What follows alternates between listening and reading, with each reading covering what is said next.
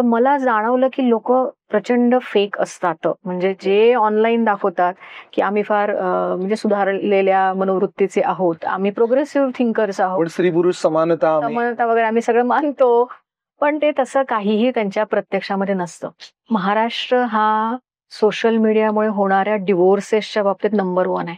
माझ्याकडे येणारे 1-2 इंस्टाग्रामचे असे म्हणजे अडिक्ट होते, ते एका जागेवर बसू शकत नाही. म्हणजे काउन्सिलिंगला समोर बसू शकत नाही. चलबिचल चलबिचल चलबिचल 9-9, 10-10 तास कॉन्स्टंट इंस्टाग्राम वापरणारे लोक येऊन गेलेत माझ्याकडे. आपण रोज जेवढं वाचतो तेवढं आपल्या पूर्वजांनी त्यांच्या 100 वर्षात वाचलं, एवढ्या एका दिवसात आपण इन्फॉर्मेशन वाचून काढतो. मग आपल्या मेंदूवर या सगळ्या गोष्टींचा काय परिणाम होत असेल? मुलीचं अकाउंट दिसल्यानंतर किंवा स्त्रीचं अकाउंट दिसल्यानंतर चुकीचे मेसेज पाठवणाऱ्यांची संख्या जास्ती आहे.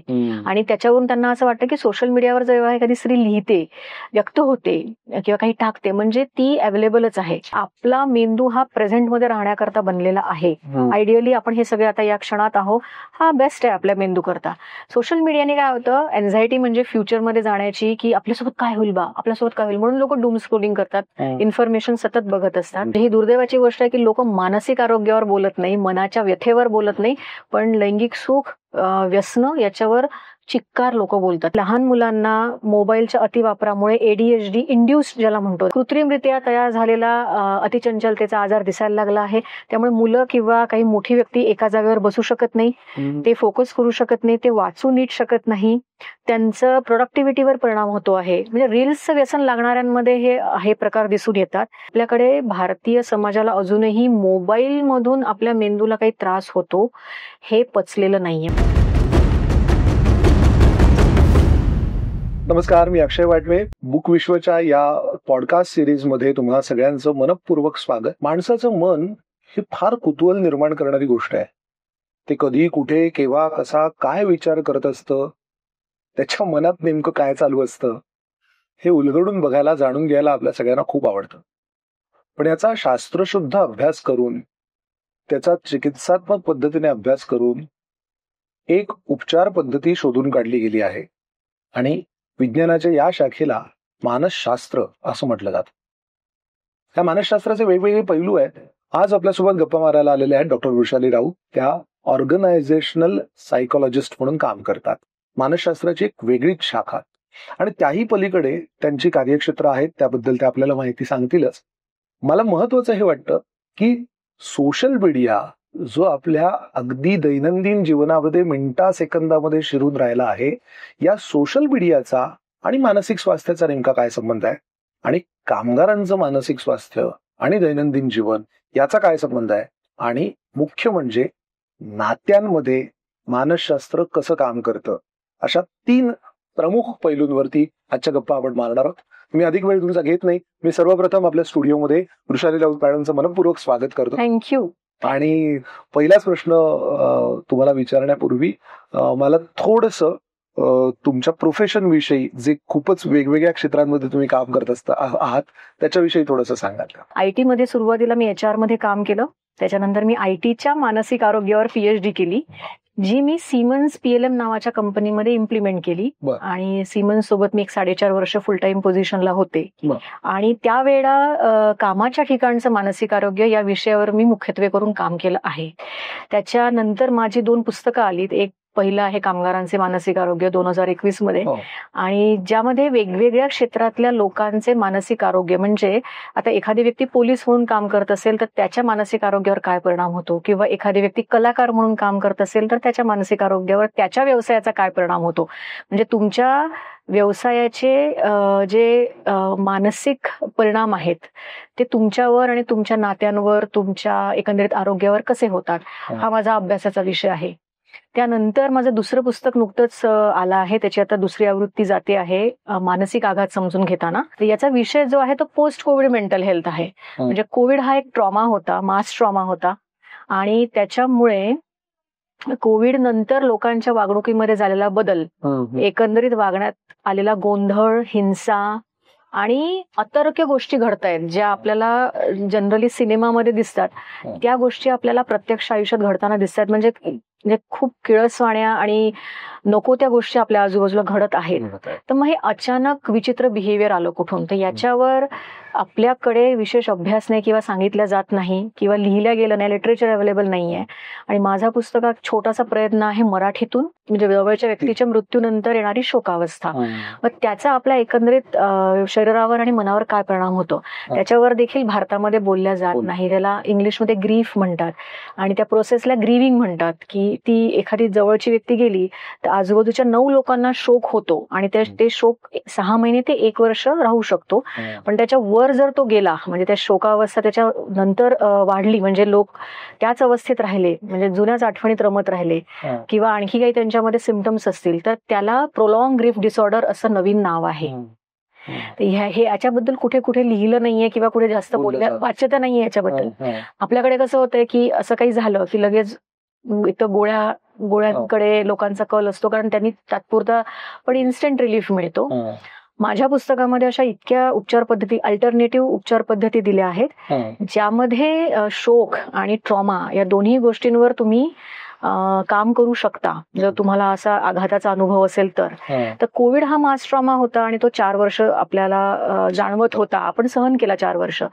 अनेकांच्या नोकऱ्या गेल्या, अनेकांचे आप्तस्वकीय गेले, काही काहींचे तर कुटुंबीय गेले आहेत पूर्णपणे कोविडमध्ये.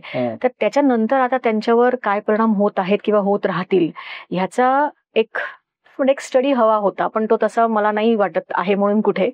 माझ्या पुस्तकामध्ये मी काही गोष्टी दिल्या आहेत ज्याच्यातून याचा उलगडा होईल आणि पुस्तक चांगलं जात आहे. वा, ती वेगवेगळ्या वैविध्यपूर्ण क्षेत्रांमध्ये तुम्ही सातत्याने गेली 20 वर्ष, जवळजवळ 19-20 वर्ष काम करताय. खूप इंटरेस्टिंग आहे.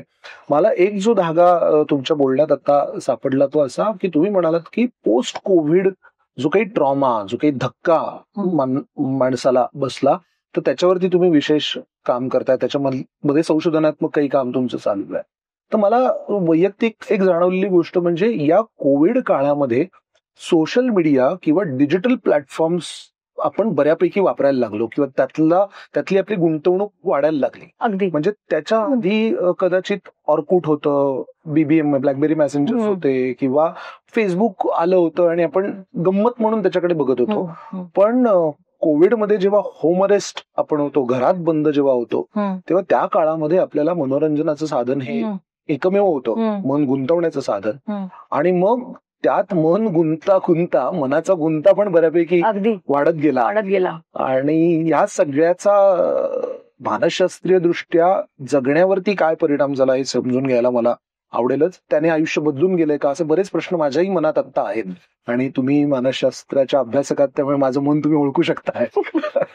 सो त्या मुद्द्यापासून आपण सुरुवात करूया असं मला वाटतं की कशा प्रकारे सोशल मीडियाचं, डिजिटल प्लॅटफॉर्मचं प्रभाव म्हणूया आपण त्याला, की माणसावरती पडायला लागलाय. कोविड हा मास ट्रॉमा होता आणि कोविडमुळे आपल्या सगळ्यांना, म्हणजे आपल्याला अनेक आघातांची म्हणू शकतो, एकाच नाही अनेक आघातांची आपल्याला अनुभूती झाली.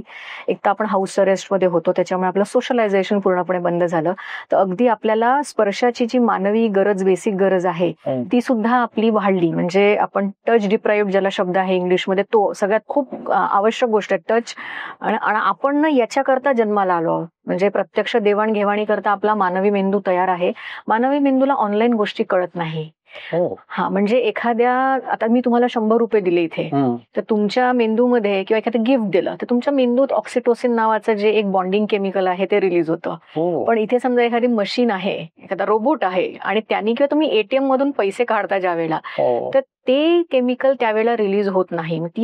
ते जे बॉन्डिंग आहे ते प्रत्यक्षच तयार होऊ शकतं. तशीच आपली रचना आहे.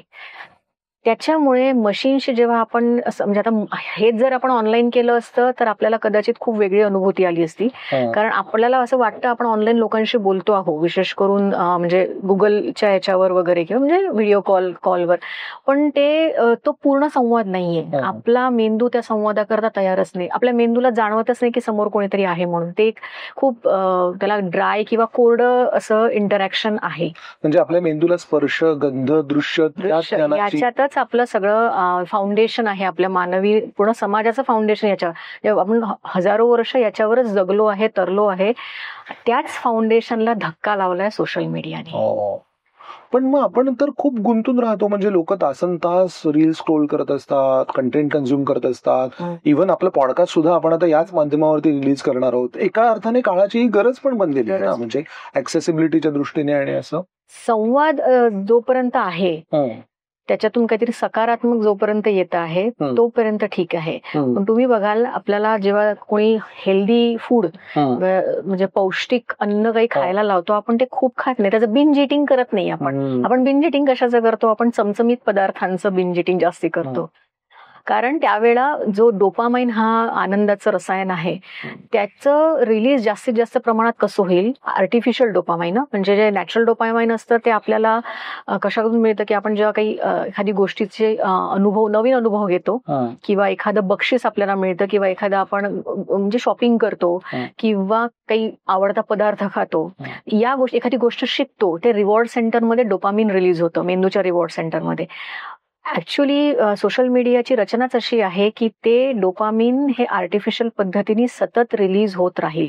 त्याच्यामुळे आपलं बेसलाईन डोपामिन जो प्रकार आहे म्हणजे आपल्या डोपामाइनची जी एक पातळी असते ना की जी नैसर्गिक होती किंवा ती सोशल मीडियाच्या पूर्वी होती, ती आता पातळी पूर्णपणे बदललेली आहे. आपलं डोपामाइनचं जे सेन्सिटिव्हिटी आहे ती वाढली आहे, आपल्या मेंदूला जास्त डोपामिनची सवय लागली आहे.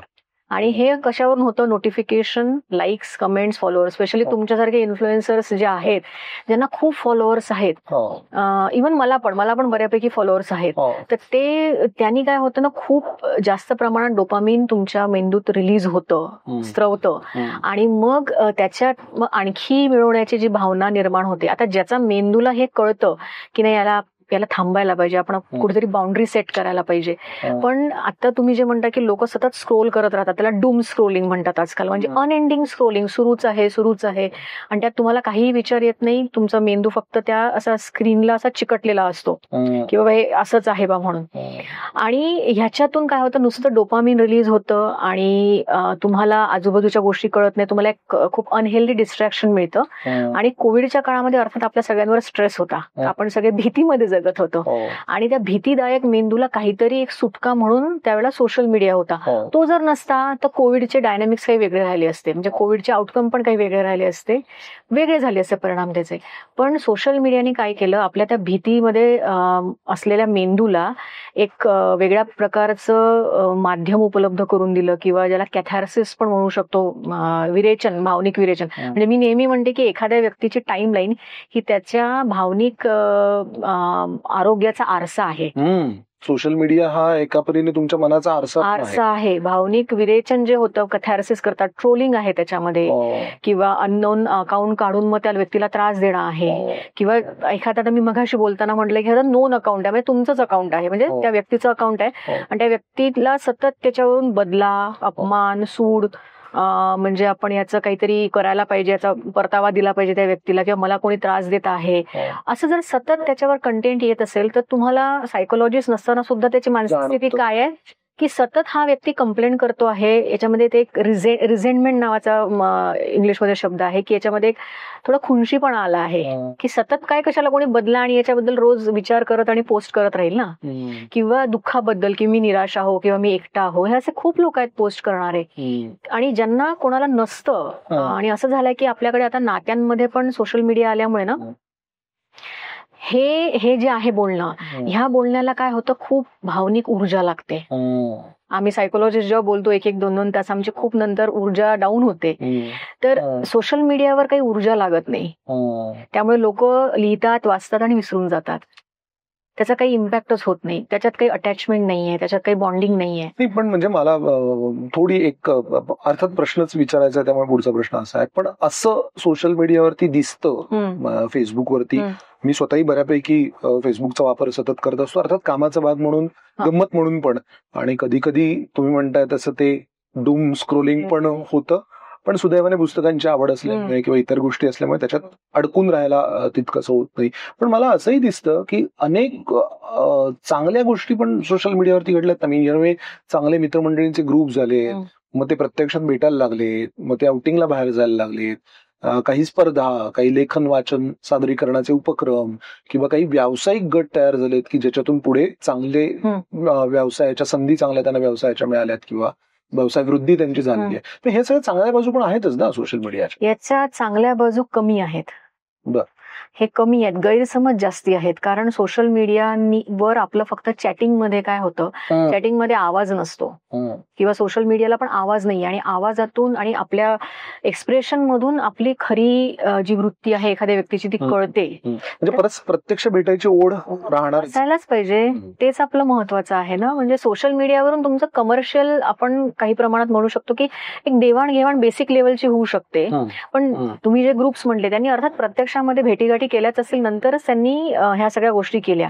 पण इथे काय होतं, याला बुद्धीचा भाग फार महत्वाचा आहे. आता बुद्धी जिथे थोडी कमी पडते आणि जिथे भावनिकता जास्त हवी होते त्या ठिकाणी सोशल मीडियाचा चुकीचा वापर केला जातो. मला फार एक केव्हापासूनचा हा प्रश्न आहे, म्हणजे अगदी तुम्ही योग्य मुद्द्यापर्यंत आपण आपली चर्चा आता आलेली आहे, की भावनिक गरज सोशल मीडियावरून पूर्ण करून घ्यायचा प्रयत्न केला जातो, ती भूक भागवायचा पण इथे प्रयत्न केला जातो. तसं शोषणाची बरीच उदाहरणं दिसतात. आणि त्याची मला वाटतं पहिली पायरी अशी असते की एखाद्या वेळेला आपण कुठेतरी शांत जागी बसलेले असताना किंवा कुठेतरी कोणीतरी बसलेला असताना हळूच इनबॉक्स मध्ये जेवलीस का असा प्रश्न विचारणं किंवा जेवलास का, हे दोन्हींसाठी लागू आहे असा प्रश्न विचारणं.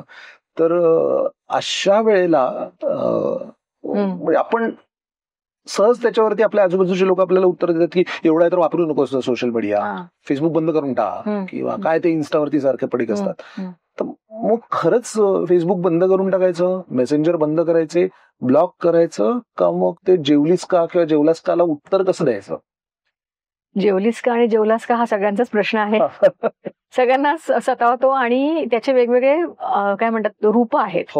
लोक कशा पद्धतीने, विशेष करून मला म्हणजे मी स्त्री म्हणून जेव्हा वावरते सोशल मीडियावर त्यावेळेला, आता तर माझं ब्लू टिक अकाउंट आहे सगळीकडे, त्याच्यामुळे मला एक थोडा ऍडव्हान्टेज मिळतो. अन्यथा मुलीचं अकाउंट दिसल्यानंतर किंवा स्त्रीचं अकाउंट दिसल्यानंतर चुकीचे मेसेज पाठवणाऱ्यांची संख्या जास्ती आहे. आणि त्याच्यावरून त्यांना असं वाटतं की सोशल मीडियावर जेव्हा एखादी स्त्री लिहिते, व्यक्त होते किंवा काही टाकते म्हणजे ती अवेलेबलच आहे. पण स्त्रियांचं असं आहे की स्त्रियांना कुठेच जागा नव्हती, अनेका वर्ष दाबल्या गेल्या होत्या.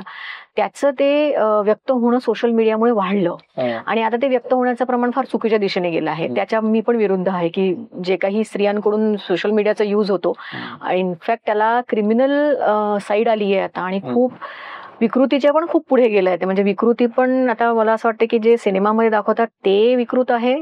अमेरिकन सिनेमामध्ये, हॉलिवूडमधून येतं की आपण सोशल मीडियावर खरं ते बघतो ते की ती विकृत आहे. तर हा जेवलास का जेवलीस का हा हार्मलेस जेव्हा असतं किंवा एका विशिष्ट वयामध्ये असतं तेव्हा ठीक आहे. पण सोशल मीडियावरून एक प्रकारे मॅन्युप्युलेशन केल्या जातं, त्या व्यक्तीला जाळ्यात ओढल्या जातं, त्याला समजा दुःखभरी आपली दास्तान सांगून त्या व्यक्तीची सहानुभूती मिळवल्या जाते आणि त्याच्यानंतर त्या व्यक्तीचा, स्त्री असेल किंवा पुरुष दोन्ही कोणी, त्यांचा फायदा घेणाऱ्या असंख्य केसेस आहेत. आणि मला असं वाटतं की त्याचा मानसिक आरोग्यावरती पण खूप परिणाम होत असेल. भीती आहे ना आपल्याला, किती भीती वाटते. म्हणजे मला सुद्धा असं वाटतं की आपण आता माझं नाव इतक्या ठिकाणी गेलं किंवा फोन इतक्या ठिकाणी गेला. ह्यात सगळ्यात मोठी एक म्हणजे मला असा आलेला अनुभव, म्हणजे तुम्हाला पण आला असेल इन्फ्लुएन्सर म्हणून, की एखाद्या म्हणजे तुम्ही स्त्रीशी एखाद्या बोलता आणि तुम्ही कामापुरतं इंटरॅक्शन करता आणि तुम्हाला समजा एखादी वाचक असेल, पण ती स्त्री तुमच्याबद्दल जाऊन सांगते की अक्षयला मी आवडते. हा किती मोठा, म्हणजे तुम्ही त्या स्त्रीला भेटला नाही किंवा कामापुरतं भेटले असाल, पण डायरेक्ट रोमॅन्टिक त्याला अँगल जोडणं हे सोशल मीडियामुळे आलंय, किंवा अगदी लैंगिक अँगल जोडणं सुद्धा सोशल मीडियामुळे आलंय. म्हणजे माझा अगदी एक संबंध नसलेल्या व्यक्तींशी समजा कोणीतरी जाऊन सांगितलं की वृषालीला मी आवडतो. अरे बाबा, काही संबंध तुझा माझा असा नाही, मैत्रीच्या व्याख्या, मैत्री नाहीच ना, ते इंटरॅक्शन आहे ना. म्हणजे मी जर कोणाशी 4-5 वेळा एखाद्या प्रोग्राम मध्ये भेटले आणि काही वेळा इंटरॅक्शन झालं, रोमॅन्टिक अँगल केव्हा येतो, जेव्हा तुम्ही वारंवार भेटता. एकदा असं चॅटिंग करून किंवा 4-5 वेळा तुम्ही कामाच्या निमित्ताने भेटून तुम्हाला रोमॅन्टिक अँगल येईल का? तर स्त्री पुरुष ची जी म्हणजे स्त्री पुरुष नात्यातलं जे अंडरस्टँडिंग आहे किंवा जी मॅच्युरिटी आहे ती भारतीय समाजाला नाही, हे फेसबुकच्या पूर्ण वापरामुळे दिसलं. कारण इतक्या मोठ्या प्रमाणात स्त्रिया अवेलेबल आहेत बोलायला, हे पहिल्यांदाच झालं भारतीय इतिहासामध्ये. म्हणजे जरी स्त्रिया इतके, आता माझी आई पण जॉब करणारी होती. पण कामाच्या ठिकाणी आपल्याला दिसणाऱ्या किती स्त्रिया असेल, 20-25 किंवा मोठ्या कंपनीत गेले तुम्ही तर किती मिळणार तुम्हाला स्त्रिया, अशा किती पर्सेंटेज असतं स्त्रियांचं, 20%. पण सोशल मीडियावर असंख्य स्त्रिया तुम्हाला दिसतात. तुमचं जर 10,000 तुम्हाला फॉलोअर्स असतील, त्यात समजा 3,000 स्त्रिया असतील. 3,000 स्त्रिया एका पुरुषाला जर दिसत आहे आणि त्याचा जर मेंदू विकृत आहे किंवा विकृतीकडे झुकला आहे, तो अर्थात त्या स्त्रिया सगळ्या स्त्रियांबद्दल असाच विचार करणार ना की ही अवेलेबल आहे, मिळू शकेल किंवा ट्राय करूया. हे झालंय. मला एक असं विचारायचं, याच्या पाठीमागे आपल्याकडे स्त्री पुरुष किंवा कुठल्याही प्रकारचं अदर दॅन रक्ताची नाती, इतर नाती जी आपण मानतो त्याच्याबद्दल टॅबू असणं, बोललं न जाणं, किंवा अगदी स्पष्टपणे बोलायचं तर सेक्शुअल रिलेशनशिप बद्दल मोकळेपणाने बोललं न जाणं, हे त्याच्या पाठीमागे कारण असू शकतं. हे अशा प्रकारे एकदम जो आपल्याला बूम दिसतोय. तर लैंगिक गोष्टींबाबत बोलायचं म्हणजे लैंगिकता किंवा लैंगिक संबंध आणि दारू आणि सिगरेट म्हणजे व्यसन, हे आता मला तरी जेवढं मी क्राऊड बघते आहे खूप कॉमन झालं आहे. म्हणजे ही दुर्दैवाची गोष्ट आहे की लोक मानसिक आरोग्यावर बोलत नाही, मनाच्या व्यथेवर बोलत नाही, पण लैंगिक सुख, व्यसन याच्यावर चिक्कार लोक बोलतात. त्याच्यावर पुस्तकं येतात, त्याच्यावर सोशल मीडियावर किती पोस्ट आहेत, म्हणजे अत्यंत घाणेरड्या पद्धतीने पोस्ट सोशल मीडियामध्ये आहे. तो एक वेगळाच सोशल मीडियाचा एक काय म्हणेल एक पॅरलल जग आहे ते, त्याच्यामध्ये ह्या सगळ्या गोष्टी चालतात.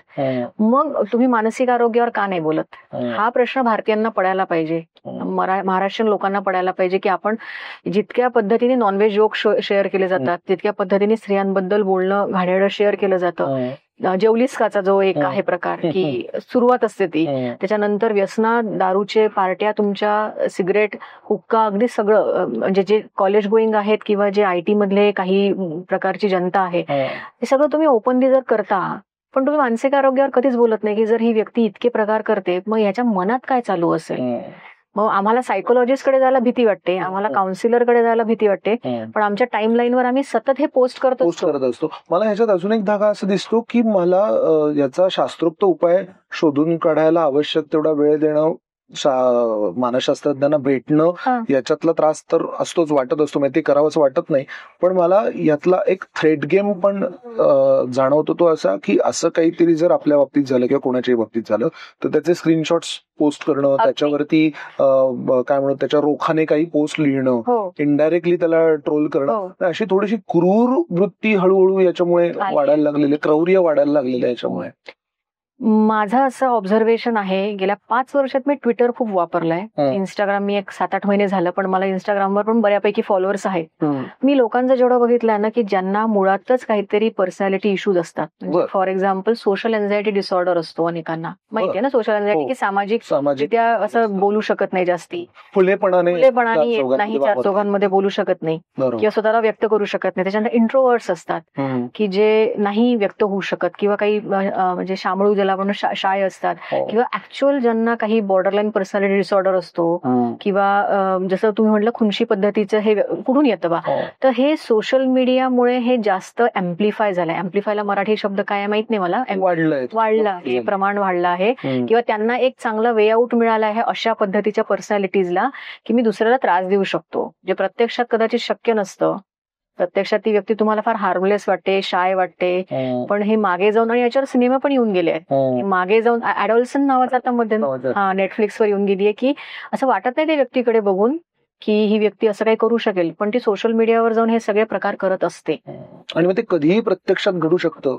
म्हणजे जे सोशल मीडियावरती ज्या पद्धतीने ट्रोल केलं जातं, जी भाषा वापरली जाते, अत्यंत हिणकस पद्धतीने एखाद्या विषयाचं विपर्यास केला जातो, आणि त्याचे आपल्याला आपण बघितलंही आहे की तिथे झालेला वाद, म्हणजे डिजिटल जगात झालेला वाद प्रत्यक्ष जगातही आपण झालेला बघितलेला आहे, मारहाण झालेली बघितलेली आहे. मला असं वाटतं मॅडम की हे इतकं एकमेकांमध्ये आता मिसळलं गेलंय, म्हणजे डिजिटल जीवन आणि डिजिटल पर्सनॅलिटी आणि आपली वैयक्तिक ऍक्च्युअल पर्सनॅलिटी, तर याचा सगळ्याचा नातेसंबंधांवरती खूप परिणाम होत असेल ना. म्हणजे घरात मी माझ्या बायकोला चहा कर म्हणून सांगतोय किंवा ती मला चहा आणून देते किंवा मी तिला चहा देतोय, वैसा वरसा, आणि तेवढ्यात मी इथे फेसबुकवरती काहीतरी वेगळं, इथली माझी पर्सनॅलिटी काहीतरी वेगळं रिॲक्ट होते. तर मग तुम्ही ऑफकोर्स याच्यात एक्सपर्ट आहात, रिलेशनशिप बद्दल तुम्ही बोलत असता, तर त्या दृष्टीने या सगळ्याकडे कसं बघायचं, कशी टिकवायची नाती? मग एक्सपर्ट म्हणण्यापेक्षा ना माझा हा अनुभव आहे, म्हणजे मी बऱ्यापैकी उशिरा सोशल मीडिया वापरायला सुरुवात केली. माझा मुख्य प्लॅटफॉर्म होतं नेहमी लिंक्डइन,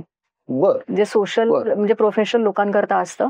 मी गेल्या 5 वर्षामध्ये ह्या सगळ्या म्हणजे सोशल मीडियाच्या जगात आली, बऱ्यापैकी उशिरा आली असं म्हणता येईल. बऱ्यापैकी मॅच्युअर्ड माइंड घेऊन आली, किंवा मी फार नाईव्ह होते. नाईव्हला माहित नाही काय आहे तर, पण मग मला नंतर हे सोशल मीडियामधलं जसं मी इंटरॅक्शन करत गेले, एक लेखक म्हणून, सायकोलॉजिस्ट म्हणून, किंवा एक वाचक म्हणून, किंवा एक साधारण व्यक्ती म्हणून, एक स्त्री म्हणून, तर मला जाणवलं की लोक प्रचंड फेक असतात. म्हणजे जे ऑनलाईन दाखवतात की आम्ही फार म्हणजे सुधारलेल्या मनोवृत्तीचे आहोत, आधुनिक विचारसरणींचे आहोत, आम्ही प्रोग्रेसिव्ह थिंकर्स आहोत, स्त्री पुरुष समानता वगैरे आम्ही सगळं मानतो, पण ते तसं काहीही त्यांच्या प्रत्यक्षामध्ये नसतं. आणि अल्गोरिदम हे आपल्या आयुष्याला आता कंट्रोल करतात. आणि ते तसंच होतं की त्याच पद्धतीचे प्रोफाईल्स तुम्हाला यायला लागतात. म्हणजे आता मी मेंटल हेल्थचं फॉलो करत असेल तर मला मेंटल हेल्थच कंटेंट दिसणार, मी पॉलिटिकल फॉलो करत असेल तर मला पॉलिटिकलच कंटेंट दिसणार. आणि मग त्यांनी काय होतं, प्रत्येकाला हे कळत नाही की आपल्या मेंदूत काय फीड होतंय, आणि मग तो अल्गोरिदम तुम्हाला नाचवतो बेसिकली, आणि तुमच्या चॉईसेस चेंज करतो. तुम्ही म्हटलं की चहा, समजा म्हणजे तुम्ही चहा बनवता आणि तुमच्या मिसेसनी जर फेसबुक उघडलं आणि बघितलं तर तेव्हा काहीतरी ट्रिगर होतं. मग कदाचित असंही होऊ शकतं, म्हणजे काहीही ट्रिगर होऊ शकतं. आणि सोशल मीडिया विशेष करून फेसबुकनं आपल्याला मेमरीज देतं की 1 वर्षापूर्वी ही घटना घडली होती, 2 वर्षापूर्वी ही घटना घडली होती. कधी कधी काय होतं की आपल्याला नको असलेल्या गोष्टी मग त्या वारंवार आपल्याकडे येत असतात, जे आपण विसरायला हव्या. त्यांनी डिप्रेशनचं प्रमाण जास्ती वाढलं आहे. म्हणजे आपला मेंदू हा प्रेझेंटमध्ये राहण्याकरता बनलेला आहे. आयडियली आपण हे सगळे आता या क्षणात आहोत, हा बेस्ट आहे आपल्या मेंदू करता. सोशल मीडियाने काय होतं, एन्झायटी म्हणजे फ्युचरमध्ये जाण्याची, की आपल्यासोबत काय होईल आपल्यासोबत काय होईल, म्हणून लोक डूम स्क्रोलिंग करतात, इन्फॉर्मेशन सतत बघत असतात. किंवा ह्या ज्या मेमरीज येतात ना की पास्ट मध्ये असं झालं होतं, किंवा तुमच्या सगळे जे काही फोटोज तुम्ही टाकून ठेवलेले आहेत तर ते फोटोज तुम्हाला दिसतात, आणि त्यांनी मग त्या जुन्या मेमरीज आठवतात. कदाचित एखाद्या व्यक्तीला आता या क्षणामध्ये स्ट्रगल आहे, त्याचा पास्ट चांगला होता, असं नाही की त्याचं फ्युचर चांगलं राहणार नाही, पण त्याला असं वाटतं त्या फेसबुकमध्ये बघून की माझं आधीचं किती छान होतं. किंवा आपल्याला सगळ्यात महत्वाचा भाग असा आलाय की आपण कंपॅरिझन करतो, आणि तो सोशल मीडियाचा आत्मा आहे. म्हणजे मला अक्षयचं खूप छान लाईफ वाटतं, पण अक्षयला पण त्याचे स्ट्रगल आहेत, अक्षयला पण त्याचे दुःख आहेत. तो सोशल मीडियावरती त्याचं आयुष्य सजवून दाखवतोय. हा, त्याला क्युरेटेड म्हणतो ना, क्युरेटेड शब्द आहे त्याला, आणि ते सगळेच जण दाखवतात. आणि हा प्रकार ना सेलिब्रिटीज मधून जास्ती आला आहे. सेलिब्रिटीज जे पूर्वी असायचे ना की हिरो हिरोईनचं आपल्याला काही छान लाईफ दिसायचं, पण त्यांचा आतमधलं काही कळायचं नाही, तसं आपण सगळेच आता सेलिब्रिटी झालो आहोत आजूबाजूच्या लोकांकरता. आणि आपण कम्पेअर करत असतो, अननोईंगली कम्पेअर करत असतो की हा मित्र युरोपला गेला, ही मैत्रीण आपली अमेरिकेत आहे, हा माझा भाऊ आता समजा सिंगापूरला आहे, मग त्यांचे फॅमिली फोटोज टाकतात ते, आणि मग आपलं हे किती छान आयुष्य जगतात आणि माझ्यापाशी तर काहीच नाहीये. आणि त्यांनी लोक चिडचिड व्हायला आणि नातेसंबंध बिघडवायला हे महत्वाचं कारण आहे. मला नक्की गॅरंटी आहे की तुमच्याकडे अशा बऱ्याच केसेस येत असतील ना की ज्याच्यातून एक काहीतरी म्हणजे सुरुवात खूप छान, सुखी, समाधानी, आनंदी असेल, आणि त्याच्यानंतर कन्व्हर्जन या सोशल मीडियाच्या प्रभावामुळे काही वेगळंच झालं असेल. तर अशी काही उदाहरणं तुम्ही सांगू शकाल, किंवा असे काही प्रसंग तुम्ही सांगू शकाल? महाराष्ट्र हा सोशल मीडियामुळे होणाऱ्या डिवोर्सेसच्या बाबतीत नंबर 1 आहे. एक नंबर. महाराष्ट्राचा पहिला क्रमांक आहे. सोशल मीडियाच्या गैरसमजातून डिवोर्सेसचं वाढलेलं प्रमाण हे महाराष्ट्रात सगळ्यात जास्ती आहे. एखादं मला असं उदाहरण सांगू शकाल? की कसं असतं सोशल मीडियावर, आता जसं मगाशी सांगितलं मी, जुने मित्रमैत्रिणी असतात, एक्स ज्याला म्हणतात रिलेशनशिपच्या भाषेमध्ये, मग त्या सोशल मीडियामध्ये त्यांच्याशी टच मध्ये राहिल्यामुळे लग्नानंतर सुद्धा ती फ्लेम राहू शकते. म्हणजे ती थोडी काय म्हणतात, आपल्याला मराठीत काय शब्द आहे त्याला, की बाबा ते हुरहुर लागून राहते की बाबा ह्याचं काय झालं असेल, एक्सचं काय झालं असेल. आणि कदाचित असं अनेक ठिकाणी घडलं आहे की जुनी लोक परत आली, सोशल मीडियामुळे परत आली. सोशल मीडियामुळे आपण त्यांना जनरली ब्लॉक करणं हा चांगला उपाय आहे. हा खरंच हा थोडा क्रूर वाटत असला तरी हा चांगला उपाय आहे, कारण ते सतत डोळ्यासमोर जेवढा दिसतं आपल्याला, आपल्या जुन्या आठवणी, मग कसं होतं ना की जुनी रिलेशनशिप चांगली होती पण सध्याचं लग्न आपलं वाईट आहे, हा एक त्याच्यातून आहे ट्रेंड. किंवा त्याच्यातून थोडी सुडाची भावना पण कधी कधी येते की हा एक्स होता ना आणि याच्यासोबत आपला याने नकार दिला किंवा जमू शकलं नाही आणि आपण या लग्नामध्ये आता खुश नाही आहोत, मग त्याला कसं तरी करून त्रास द्यायचा, हे पण आहे. त्यामुळे सोशल मीडिया आपल्याला डिस्कनेक्ट होऊ देत नाही, आपल्या पास्ट पासून डिस्कनेक्ट होऊ देत नाही किंवा आपल्या वाईट प्रसंगांपासून आपल्याला मेमरीज पासून तो डिस्कनेक्ट होऊ देत नाही. कुठेतरी आपल्याला त्या क्लाउडवर सगळं तयार आहे ना, बरोबर. आपल्याला दिसतं कुठेतरी, आपण नाही जरी ब्लॉग जरी केलं ना, कुठून ना कुठून तरी ते येतं. तो सोशल मीडियामुळे सगळ्यात जास्ती प्रॉब्लेम झाला आहे. त्यामुळे नात्याला जे प्रेझेंटमध्ये राहणं आहे, प्रेझेंटमध्ये राहून ते फ्युचरसाठी बिल्ड करणं आहे, ते नात्याचं सध्या होताना दिसत नाही. सगळी सरमिसळ झाली आहे नात्यांची सोशल मीडियामुळे. कारण त्या मेमरीज येत असतात, त्या मेमरीज ट्रिगर करतात आणि मग त्या ट्रिगरमधून काहीही घडू शकतं. म्हणजे हा आकडा बोलका आहे की महाराष्ट्र सोशल मीडियाच्या मुळे होणाऱ्या कारणांमुळे नंबर 1 वर आहे डिव्होर्सेसमध्ये. पण तुम्ही आता डिवोर्सचं उदाहरण सांगितलं किंवा तुम्ही त्यातलं क्रौर्य वाढत चाललंय त्याच्याबद्दल तुम्ही बोललात किंवा एन्झायटी तयार होते हेही तुम्ही म्हणालात. अशी काही तुमच्याकडे ट्रीटमेंटसाठी आलेली किंवा तुम्ही प्रत्यक्ष हँडल केलेली, अर्थात तुम्ही सांगू शकलात तर, किंवा अशी एखादी उदाहरणं जेणेकरून आम्हाला हा नक्की प्रत्यक्षात कसा प्रकार घडतो हे कळेल.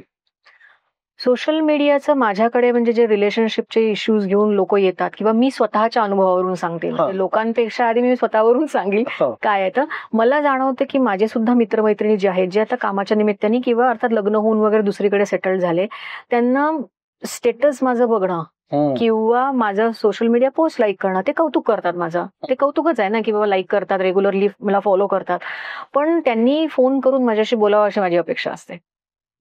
किंवा मला ती सवय आहे, मला वाटलं तर मी लगेच फोन करते, मी तो इगो मध्ये आणत नाही. आणि हे सगळ्या अगदी जवळच्या लहानपणापासूनच्या मित्रमैत्रिणींसोबत हे होतं.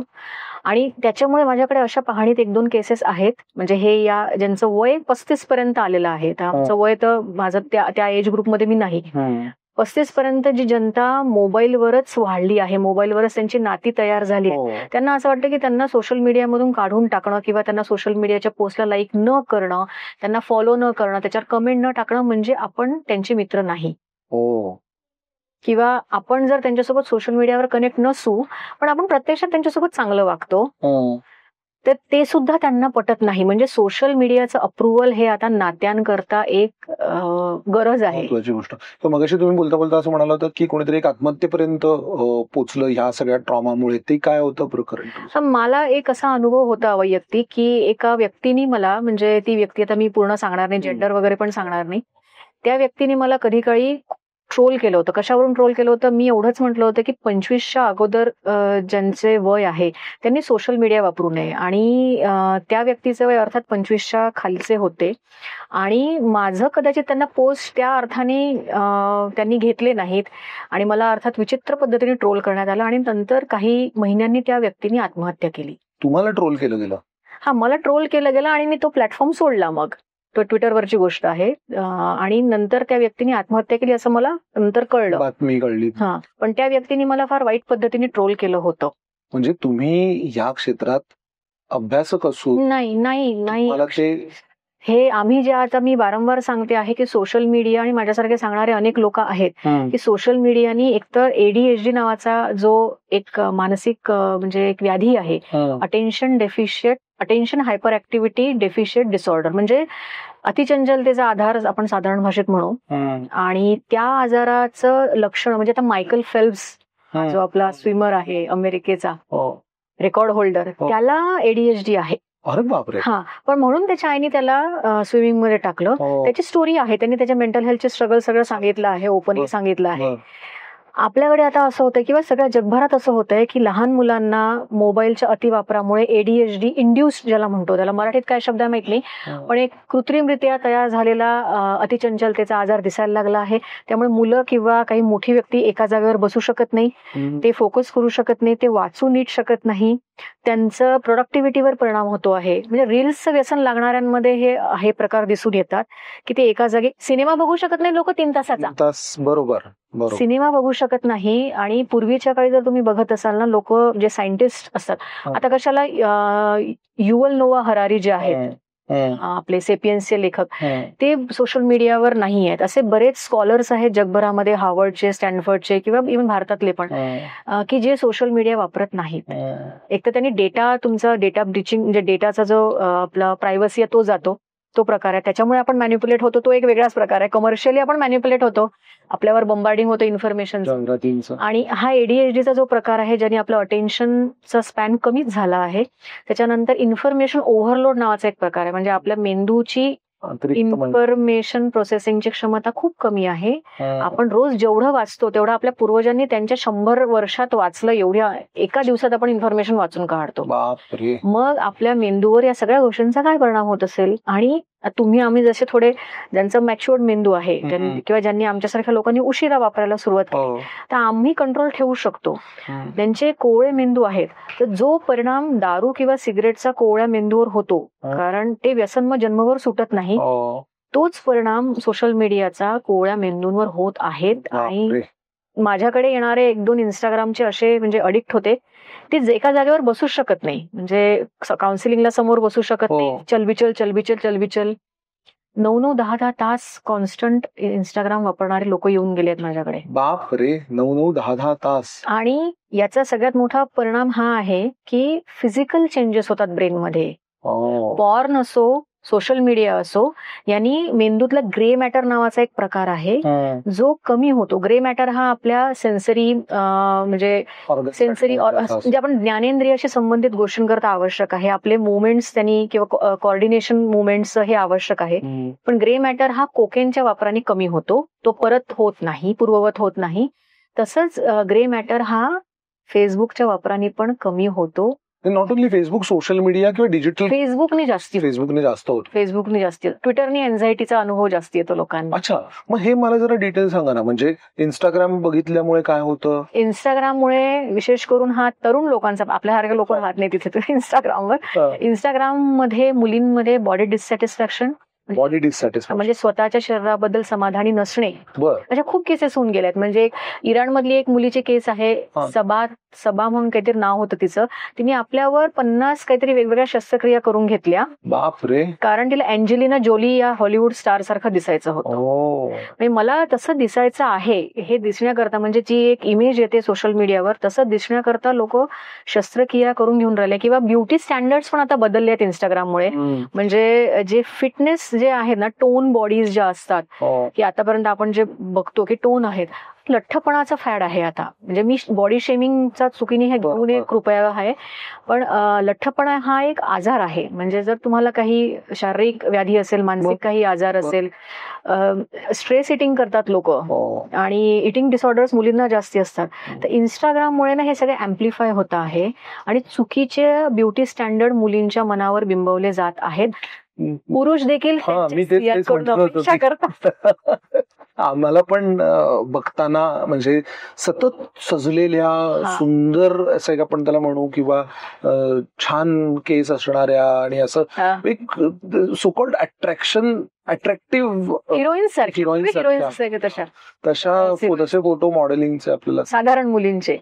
आणि मग सगळ्या जणी म्हणजे माझ्या संपर्कातल्या, सहज संपर्कातल्या असलेल्यांना सुद्धा आता हे वेड हळूहळू लागायला लागलंय की अमुक एक प्रकारची साडी नेसून, आणि त्यात काय मुलगे पण कमी नाहीये, म्हणजे मुलगे पण बेअर बॉडीचे फोटो टाकून ते जे खरंच मला कधी कधी हा प्रश्न पडतो की खरंच एवढा फिजिकल फिटनेस किंवा ज्याला दिसणारा दृश्य फिजिकल सिक्स पॅक वाला तो गरज आहे का आपल्याला, आणि त्यात अडकत चाललेत लोक. म्हणजे हा एक दुष्परिणाम तुम्ही म्हटलं तसा इंस्टाग्रामचा होतो, तसा ट्विटरचा तुम्ही डिप्रेशन, एन्झायटी होते. ट्विटरवर शक्यतो पॉलिटिकल क्राऊड जास्ती आहे, आणि ट्विटरवर बऱ्यापैकी इंटेलेक्च्युअलचा प्लॅटफॉर्म समजला जातो, पण आता तो पण थोडा बदलला आहे. एलन मस्क आल्याने त्यांनी पण त्याचं स्वरूप बदललं आहे. पूर्वी ट्विटरवर इंटेलेक्च्युअल जास्ती व्यक्त व्हायचे, तर त्यात थोडंसं एन्झायटी ट्विटरनी होते.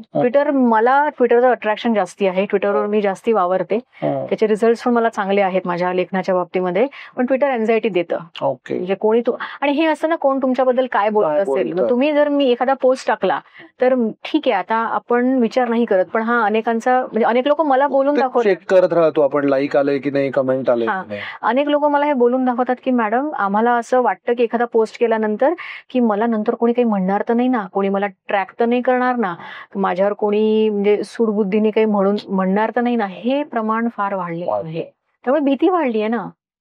मला ह्या सगळ्याला आणखी एका अत्यंत महत्वाच्या गोष्टीशी जोडायचंय, जे तुमचं काम करण्याचं एक क्षेत्र आहे महत्वाचं, ते म्हणजे नोकरी, व्यवसाय किंवा उद्योगधंदा करण्याच्या ठिकाणी हम्म.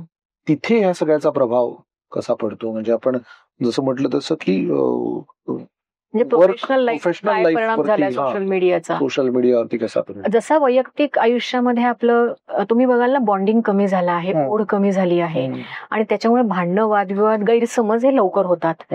कामाच्या ठिकाणी असं होतंय की वर्क फ्रॉम होम वाढलं कोविडमध्ये. ऑफकोर्स आपल्याला समोरची व्यक्ती दिसत नव्हती, तर मानवी मेंदूनं हा सर्व्हायव्हल करता तयार झाला आहे. म्हणजे सर्व्हायव्हल का? कारण पूर्वीच्या काळात जसं होतं ना की वाघ येईल, सिंह येईल, आणखी कोणाचा हल्ला होईल बा, तर मग आपण स्वतःला सेफ ठेवायला पाहिजे. तर आपलं मेंदू हा 24 तास स्कॅन करत असतो थ्रेट करता. तर आता असं झालंय की आपल्याला कोणी दिसतच नाही, तर मग शक्यतो आपण ना निगेटिव्ह अझम्पशन्स करतो. म्हणजे मेंदू हा नकारात्मक विचार करतो, पण तो आपल्या सर्व्हायव्हल करता असतो की काही थ्रेट आहे का, मग आपण त्याच्याकरता लढायला तयार पाहिजे. आता असं झालंय की आपल्याला वाटतं की समोरची व्यक्ती दिसत नाही ना, म्हणजे ही आपल्याबद्दल नकारात्मक विचारच करत असेल, आणि मग ते नकारात्मक विचारातून संशय निर्माण होतो, गैरसमज निर्माण होतात. माझे पण होतात.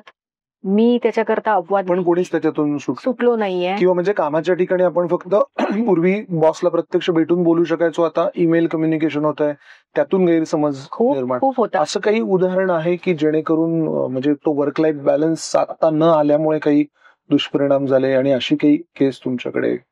केसेस अशा आहेत, वर्क फ्रॉम होम वाल्या केसेस जास्ती आहेत की त्यांना एन्झायटी किंवा एन्झायटीज येते ना, की आपण ओव्हर थिंकिंग करत असतो की समोरची व्यक्ती आपल्याला दिसत नाहीये बा, म्हणजे काहीतरी माझ्या विरुद्ध ऑफिसमध्ये कट सुरू आहे का, किंवा मी त्या ठिकाणी प्रेझेंट नाही आहे.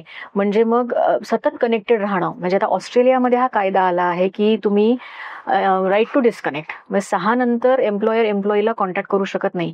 पण भारतात असं होऊ शकत नाही. भारतामध्ये जे काही वर्क कल्चर आहे, तर आपल्याला वाटतं की आपले कलिग्ज आपल्याबद्दल काही बोलत तर नसतील, आपल्या विरुद्धच काही बोलत तर नसतील, मग आपल्याला फायर तर नाही करणार, कारण आपल्याला दिसत नाही ना, वर्क फ्रॉम होम मध्ये दिसत नाही. किंवा मला दुसरं एक असं दिसतं की मी तिथे त्यावेळेला नसेल तर ती अपॉर्च्युनिटी दुसऱ्या कोणीतरी मिळवेल, ही पण एक एन्झायटी ऑनलाईन मुळे तयार झाली आहे. की समजा हा कलिग माझा बॉसला जाऊन भेटत असेल आणि बॉसला कन्व्हिन्स करत असेल किंवा बॉसशी चांगलं वागत असेल, त्याच्यामुळे मला काहीतरी थ्रेट होईल का, किंवा माझ्या रोलवर काही येईल का, किंवा मी म्हणजे ऑनलाईन मुळे काय झालंय ना, सगळं संशयास्पद आहे. आपल्याला जे दिसतं ना ते आपल्याला पटतं, रुचतं मनाला, किंवा आपला विश्वास असतो त्याच्यावर. पण हे सगळं म्हणजे आता हे 24/7 अवेलेबल असण्याची वृत्ती किंवा सतत उत्तर देण्याची जी आपल्याला लागली आहे सवय, ती ही सगळी तुमच्या मते भारतीय संस्कृतीतून जन्माला आलेली आहे की हे अलीकडे डिजिटलचं जे प्रमाण वाढलंय त्याच्यामुळे तयार झालेली? पण हे सगळीचकडे आहे, हे सगळ्या कंट्रीजमध्ये आहे, डेव्हलप कंट्रीजमध्ये पण आहे. माझे फ्रेंड्स ते तिकडे बाहेर काम करतात ते पण त्यांचे असेच अनुभव सांगतात. उलट तिकडे एकटेपणा जास्त आहे. इथे आपण किमान काही प्रमाणात तरी आपण एकमेकांशी बोलतो, लोकांकडे असतो, पण बाहेरच्या देशांमध्ये आणखी एकटेपणा वाढलाय याच्यामुळे. पण तिथे काय, तिथे काउन्सिलिंग वगैरे लोक ओपन अप होतात. तिथे कंपन्यांकडून ह्या मेंटल हेल्थच्या ज्या सोयी आहेत त्या करून दिल्या जातात. आपल्याकडे तसं नाही. आपल्याकडे भारतीय समाजाला अजूनही मोबाईल मधून आपल्या मेंदूला काही त्रास होतो हे पचलेलं नाहीये. म्हणजे आमचं इतकं लिखाण झालं आहे, माझं तर खूप म्हणजे 38 लेख आहेत माझ्या अक्षरनामावर, त्यातले जवळपास 30 लेख तर फक्त सोशल मीडिया आणि मानसिक आरोग्यावर असतील. कारण हे जो काय डिजिटल कम्युनिकेशन आहे किंवा डिजिटल जग आहे, हे भारतीयांना अजूनही नीट हाताळता आलं नाहीये. त्याच्यातून हे सगळे गोंधळ निर्माण झाले आहेत. वैयक्तिक लेवलला पण झाले आहेत आणि जे प्रोफेशनल लेवलला पण झालेले आहेत. आणि प्रत्येक त्या क्षेत्राचे प्रॉब्लेम्स वेगळे आहेत. आता तुमचे म्हणजे एंटरटेनमेंट किंवा रिक्रिएशनचे वेगळे आहेत, आयटीचे प्रॉब्लेम्स त्या लोकांचे वेगळे आहेत, त्यांना त्याच्यातच काम करावं लागतं, किंवा जे हॉटेल इंडस्ट्री मधले लोक असतील त्यांचे प्रॉब्लेम्स वेगळे आहेत. त्यामुळे डिजिटलनी हे सगळ्यांचं आयुष्य आपलं म्हणजे गोंधळात टाकलंय. म्हणजे पूर्वी काही प्रमाणात संध्याकाळी 6 वाजता, 7 वाजता, 8 वाजता कधीतरी माणूस नोकरी सोडून घरी यायचा. आता घरातच नोकरी आल्यामुळे त्या सगळ्या सीमारेषा धुसर झाल्या आहेत. आपल्या सगळ्या एकमेकांमध्ये सरमिसळ झाली आहे, आणि तोच आपला डिजिटल सेल्फ, मग आपला वर्क सेल्फ म्हणजे कामाच्या ठिकाणचं आपलं जे वैयक्तिक म्हणजे व्यावसायिक आयुष्य आणि आपलं वैयक्तिक आयुष्य, हे सगळं एकंदरीत गोंधळ झाल्यामुळे त्याचा परिणाम रोजच दिसतो, आपल्या सगळ्यांनाच दिसतो. मला आणखी एक फार महत्वाचा आता प्रश्न पडतो की एकतर साक्षरता आपल्याकडे वाढलेली आहे, त्यामुळे आता काहीच नाही म्हटलं तरी पण आपण काही प्रमाणात का असेना मानसिक स्वास्थ्याबद्दल अवेअरनेस झालेला आहे, किंवा काही कंपन्यांमध्ये बऱ्याचदा आता ही काउन्सिलिंगची सुविधा उपलब्ध करून दिली जाते, त्यांच्या मानसिक आरोग्याबद्दल काळजी घेण्याचा प्रयत्न केला जातो. असं असताना तुमच्याकडे जेव्हा समुपदेशक म्हणून जेव्हा केसेस येतात, एन्झायटीची केस असेल, डिप्रेशनची केस असेल, किंवा फिअर ऑफ मिसिंग आउटची केस असेल, ह्या रेसमध्ये मी कुठे आहे असे प्रश्न पडणाऱ्या कामाच्या ठिकाणचे प्रश्न घेऊन किंवा वैयक्तिक आयुष्यातले प्रश्न घेऊन जेव्हा तुमच्याकडे लोक येतात, तेव्हा तुमच्या त्यांना समुपदेशन देण्याच्या पद्धतीमध्ये काही बदल झालाय का? किंवा तुम्ही त्यांची पर्सनॅलिटी अनालिसिस करताना त्याच्यात काही सोशल मीडियाचे रूट्स मिळतात का? त्याच्याबद्दल थोडंसं. सोशल मीडियाशिवाय आपलं आयुष्य आपण इमॅजिनच नाही करू शकत असं झालंय. म्हणजे पूर्वीचे जे 20-25 वर्षापूर्वीचा जो काउन्सिलिंगचा पॅटर्न होता, त्याच्यामध्ये प्रत्यक्षातली तुमचं जे व्यक्तिमत्व आहे, प्रत्यक्षातली तुमची नाती आहे, त्याचा तुमच्यावर कसा परिणाम होतो, किंवा त्या नात्यांमधून तुमचे जे काही प्रश्न निर्माण झाले त्याच्यावर काम व्हायचं, किंवा काही पास्टचे ट्रॉमाज असतील त्याच्यावर काम व्हायचं. आता तुमचा डिजिटल सेल्फ इतका तुम्ही त्याच्यामध्ये गुंतले आहात की त्याचा कुठे ना कुठे रेफरन्सेस आल्याशिवाय काउन्सिलिंग कम्प्लीट होत नाही. आणि लोक व्यक्त होतात, माझे मित्रमैत्रिणी जेव्हा व्यक्त होतात, मी त्यांना जर बोलायला गेली की नाही तुला काही गरज आहे का, तुला बोलायचं आहे का, पण नाही मला काही झालं नाहीये म्हणते. पण सोशल मीडियावर ते तशा टाकत असतात की आय नीड हेल्प. त्यात मोठा एक आपण असं म्हणू शकतो की एखाद्या पोस्ट समोर की आय नीड हेल्प, पण त्यांना प्रत्यक्षात विचारलं अरे काय आहे, कसं आहे, तुला फोन केला तर ते बोलणार नाहीत तुमच्याशी. पण मग सोशल मीडियावर कशाला टाकतात? तुम्हाला का असं वाटतं की तुम्ही एक उकिरड्यावर आपलं काय सांगावं ना, तो उकिरडाच झाला एक प्रकारचा. तिथे जाऊन काय सांगावं आपल्या स्वतःच्या दुःखाबद्दल? त्याच्यापेक्षा तुम्ही एखाद्या मित्रमैत्रिणीला सांगा, काउन्सिलरला सांगा, सायकॅट्रिस्टला सांगा, किंवा माझ्यासोबत असं असं होतंय. पण म्हणजे ते मन मोकळं करण्याचं ठिकाण म्हणून त्याच्याकडे पाहिजे. मगाशीच म्हटलं ना की सोशल मीडिया हा तुमचा भावनिक आरोग्याचा आरसा आहे. तुमची टाइमलाईन हा तुमच्या भावनिक आरोग्याचा आरसा झाला आहे. कारण सोशल मीडिया हे एक विरेचन करण्याचं साधन झालं आहे. म्हणजे तुमच्या ज्या डम्पिंग म्हणतात ना, त्याला डम्पिंग ग्राउंड आहे ते, की तुमच्या ज्या काही जे अस्थिर भावना असतील किंवा नकारात्मक कठीण भावना असतील त्या तुमच्या पोस्टच्या स्वरूपात लोकांच्या येतात. क्रिप्टिक पोस्ट म्हणतो ना आपण त्याला, क्रिप्टिक तसे पोस्ट येतात. पण त्याने पण मूळ प्रश्न सॉल्व्ह होत नाही होत ना, तोच सगळ्यात मोठा प्रश्न आहे. मला हेल्प हवी आहे असं म्हटलं आणि मला तिथून कोणीतरी मदत केली, पण ती माझ्यापर्यंत वैयक्तिक आयुष्यात पोहोचणार नाही, किंवा मला एखाद्यावरती राग काढायचा आहे, म्हणजे खुन्नस खायची आहे, तर त्याच्यावरचे पोस्ट व्हॉट्सअप टाकतात ना लोक. म्हणजे सासू सुनेचं भांडण झालं, आमच्या नात्यातच आहेत, दिसतात मला, की कोणाचं भांडण झालं तर तिथे बरोबर तो क्रिप्टिक पोस्ट दिसतो की हा असं असं झालं, माझ्याकडे कोणी लक्षच देत नाही, मग स्त्रीकडे कोणी लक्षच देत नाही. तर हे अनेक सुनांचे दिसतात क्रिप्टिक पोस्ट. पण त्यांना ते त्यांच्या सासूला सांगायचं असतं, नंदेला सांगायचं असतं, नवऱ्याला सांगायचं असतं, पण ते डायरेक्ट सांगू शकत नाही. तर आता ते व्हॉट्सअपचा आधार घेतात. व्हॉट्सअप स्टेटस तुम्ही बघा लोकांचे काय पद्धतीचे टाकत असतात आणि रोज टाकतात. पण त्यांना बरं वाटतं का? म्हणजे त्यांना त्याच्यात त्या गिल्ट मधून ते बाहेर पडत नाही? मला नाही वाटत. गिल्ट मधून कसे बाहेर पडणार ना? तुम्ही व्यक्त केल्या भावना, पण त्या कोणत्या व्यक्तीपाशी व्यक्त करायच्या ते पण महत्वाचं आहे ना. आणि त्या भावना तुम्हाला जाणवत असल्यावर त्याच्यावर काम पण करायला पाहिजे ना, की त्या भावनेमध्येच अडकून राहायचं. एक्झॅक्टली. तर नुसतं टोमणा मारून त्रास संपणार. सरकॅझम खूप आहे सरकॅझम आहे, किंवा त्याला इंग्लिशमध्ये सेल्फ पिटी पण म्हणू शकतात, किंवा आता माझ्या आयुष्याचा, किंवा त्याला आपण अजून एक शब्द आहे त्याला इंग्लिशमध्ये होपलेसनेस म्हणण्याच्या डिस्पेअर आहे, की अपॅथी आहे, की आता या गोष्टीला अंतच नाहीये, हेच माझं अंतिम सत्य आयुष्यातलं, आणि ही माझी स्थिती बदलणार नाहीये असं अनेकांच्या पोस्टमधून जाणवतं. स्थिती बदलते. स्त्रियांचं अनेक असतात ना, बऱ्याच स्त्रिया टाकतात की बाबा, कारण स्त्रियांना अजूनही व्यक्त पूर्णपणे होण्याची मुभा नाहीये किती काही म्हटलं तरी. आणि त्याच्यामुळे तुम्ही जे मगाशी म्हटलं ना डिजिटल सेल्फ, तर अनेक जण दुसरं जेंडर चेंज करून पण डिजिटल सेल्फ घेतात आहे, असं पण आहे. मग ते दुसऱ्या नावाने वावरतात, दुसऱ्या वेगवेगळ्या पद्धतीने वावरतात, घेतात, आणि त्याने मग ते आपल्या भावना बाहेर काढण्याचा प्रयत्न करतात. पण म्हणजे याचे आता आपण वैयक्तिक आयुष्यावर होणारे हानिकारक परिणाम तर अनुभवतोय, रोज बातम्या वेगवेगळ्या वाचायला मिळतात, किंवा याचे सामाजिक दुष्परिणाम पण आपण बघतोय. आणि आता बरेच पुढे आलोय आपण या सगळ्यातून. तर यातून सुटका कशी? म्हणजे हा वेताळ जो एकदा बसला आहे मानेवरती, तर त्याच्यातून बाहेर कसं पडायचं? दोन गोष्टी आहेत. हा. एक तर तुमच्या वैयक्तिक लेवलवर तुम्ही काळजी घेऊ शकता. हम्म. दुसरी गोष्ट म्हणजे पॉलिसी मेकर्स कडून त्याच्यावरून काम होणं गरजेचं आहे. हम्म. चायनामध्ये आहे, व्हिएतनाममध्ये आहे, बऱ्याच ठिकाणी आहेत जिथे लहान मुलांना या सगळ्या गोष्टींपासून दूर ठेवलं जातं. इंटरनेट गेम्स पण आहेत, म्हणजे सोशल मीडियाच नाही, इंटरनेट गेम आहे, पॉर्न आहे, गॅम्बलिंग आहे त्याच्यामध्ये. हो. या सगळ्या गोष्टी येतात. इव्हन युट्यूबचं पण लोकांना अडिक्शन आहे. ऍडिक्शन. लोक बघत पॉडकास्ट बिंज वॉचिंग आहे, म्हणजे नेटफ्लिक्स किंवा प्राईम वगैरे ह्यावर लोक बघतच बसतात.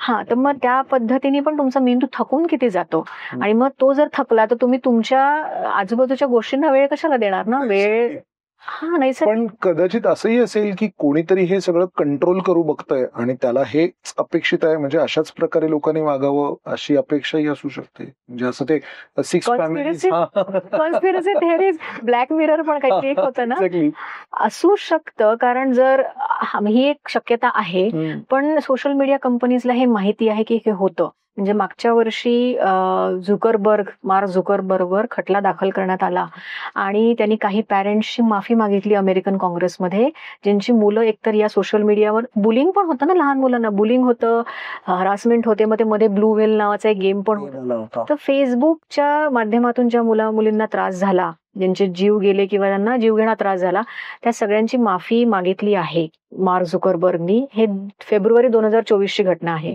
पण त्याच्यानंतर त्यांनी म्हटलं बरं की मी चेंज करील, मी ते म्हणजे मेंटल हेल्थ फ्रेंडली बनवेल. पण मुळात त्याची रचनाच अशी आहे की ती आपल्या मानसिक आरोग्यावर परिणाम करते, शारीरिक आरोग्यावर पण परिणाम करते.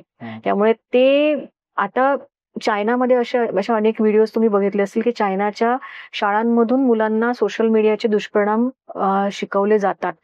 तुमचं काय होईल पुढे जाऊन, तुम्ही जर मोबाईल सतत वापरला तर तुमचं फ्युचर काय असेल हे त्यांना आधीपासून सांगितलं जातं. त्यांच्याकडे बरेच आहे, म्हणजे त्यांनी जॅमर्स बसवले आहेत की स्पीड स्लो होते इंटरनेटची, आणि मग ते फटाफट ते जे करतात ना मुलं मुली आपल्याकडे, ते करता येत नाहीत. भारतातलं मनुष्यबळ हे त्याची सर्वात मोठी ताकद आहे. आणि मी शिक्षिका पण आहे, मी प्रोफेसर पण आहे व्हिजिटिंग, मी काउन्सिलर पण आहे, मी इंडस्ट्री कन्सल्टंट पण आहे.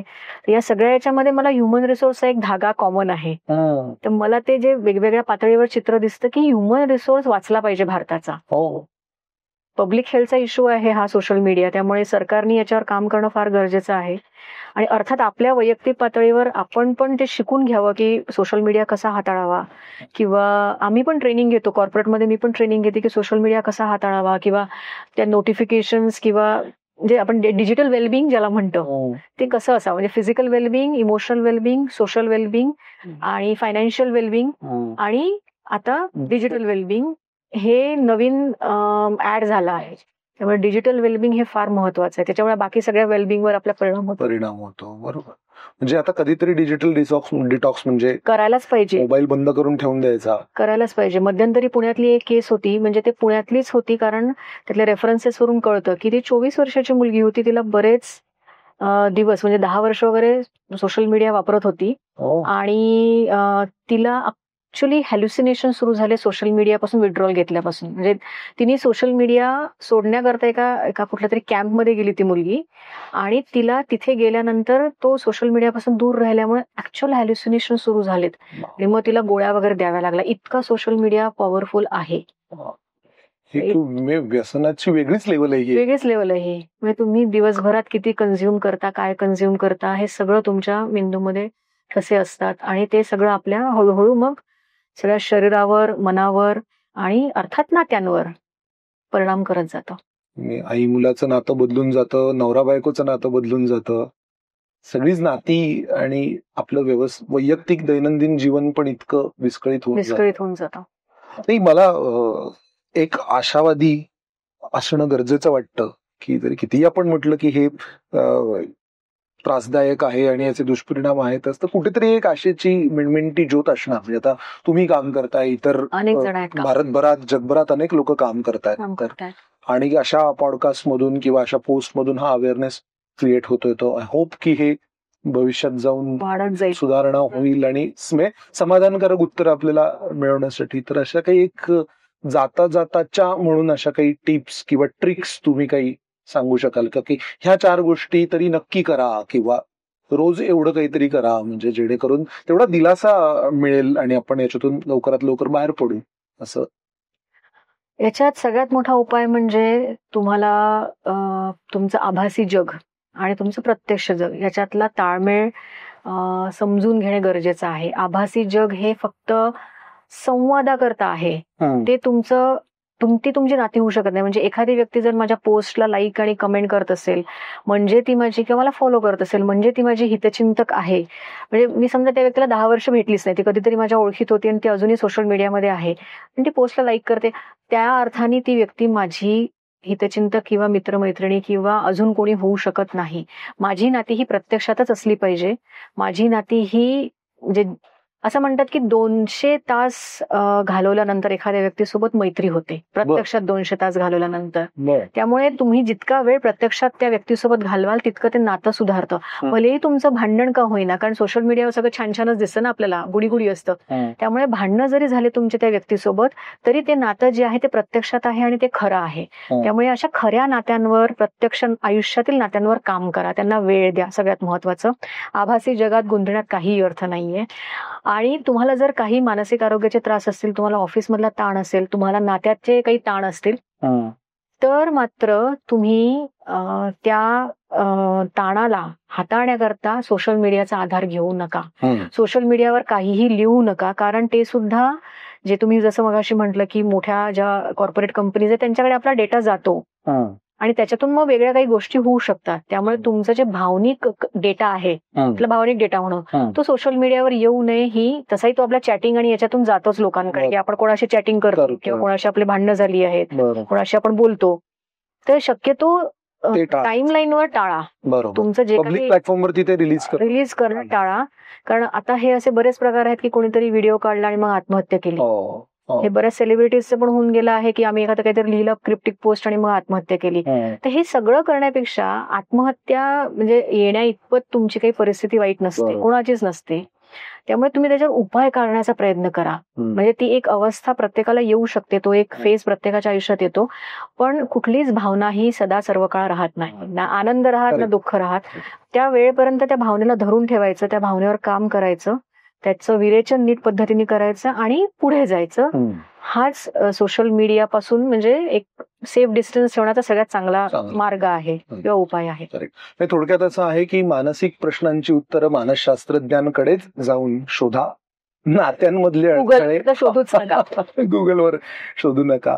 नात्यांमधल्या समस्या नातेवाईकांबरोबर बसून बोलून सोडवा.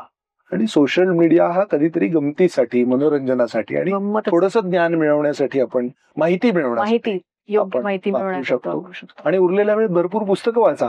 सगळ्यात महत्वाचं, पुस्तकं आपले चांगले मित्र सोबती असतात. तर अशा प्रकारे हा अत्यंत व्यापक विषय, गुंतागुंतीचा विषय सुटसुटीत करून तुम्ही इथे मांडलात. आणि खरं तर आता सगळ्यांचीच परिस्थिती चक्रव्यूहात अडकलेल्या अभिमन्यू सारखी झालेली आहे. त्याच्यामुळे त्याचं उत्तर शोधण्याचा ज्याचा त्याचा प्रयत्न त्याने करायचा आहे तो त्याला करावा लागणारच आहे. पण काही दिशादर्शन वृषाली मॅडम तुमच्या बोलण्यातून आम्हाला नक्की मिळालेलं आहे आणि आमचे श्रोते वाचक सुद्धा ते अप्रिशिएट करतील अशी खात्री आहे. तर थँक्यू सो मच, तुम्ही स्टुडिओत आलात. थँक्यू बोलवल्याबद्दल आणि संधी दिल्याबद्दल बोलण्याची. Most welcome. आणि सगळ्यांनी आपल्या मानसिक स्वास्थ्याची आवर्जून काळजी घ्या. जेवढं जमेल तेवढं भरपूर वाचन करा आणि मनोरंजनासाठी, थोडीशी माहिती मिळवण्यासाठी गंमत म्हणून सोशल मीडियाचा आवश्यक तेवढा वापर करा, असं आवर्जून सांगावं असं वाटतं. बुक विश्वच्या पुढच्या पॉडकास्टमध्ये लवकरच भेटूया. तोपर्यंत नमस्कार.